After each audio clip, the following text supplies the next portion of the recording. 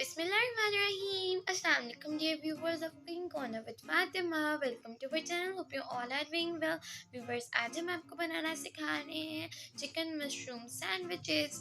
इसे बनाने के लिए हमें जो इंग्रेडिएंट्स चाहिए 1 cup boiled and shredded chicken, sandwich bread, milk 4 tablespoon, mixed herb 1 tablespoon, maida 2 tablespoon, spring onion 4 tablespoon, 1 tablespoon salt, 1 tablespoon black pepper, corn 4 tablespoon, cream 2 tablespoon, mushroom 4 tablespoon, chili flakes 1 tablespoon and butter।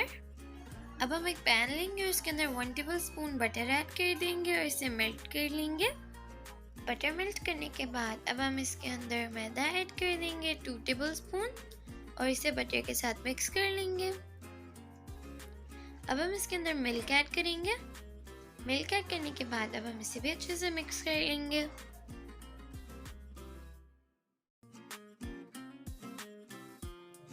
अब इसे mix करने के बाद अब हम इसमें cream add करेंगे 2 tablespoon। Cream add करने के बाद अब हम इसे अच्छे से मिक्स कर लेंगे।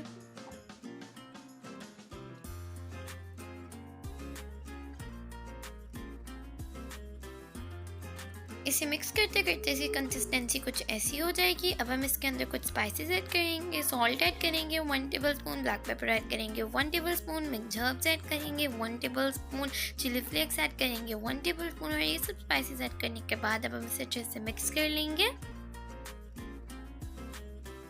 इसे अच्छे से मिक्स करने के बाद अब हम इसके अंदर boiled and shredded chicken add कर देंगे 1 कप, मशरूम्स ऐड कर देंगे 4 tablespoon, कॉर्न्स ऐड कर देंगे 4 tablespoon, स्प्रिंग अनियन ऐड कर देंगे 4 tablespoon और ये सब इंग्रेडिएंट्स ऐड करने के बाद अब हम इसे अच्छे से मिक्स कर लेंगे। और इसे मिक्स करने के बाद हमारा मटेरियल रेडी है। अब हम इसकी असेंबलिंग की तरफ चलते हैं। इसके लिए हम एक सैंडविच ब्रेड लेंगे और इसके ऊपर टोमेटो केचप स्प्रेड करेंगे।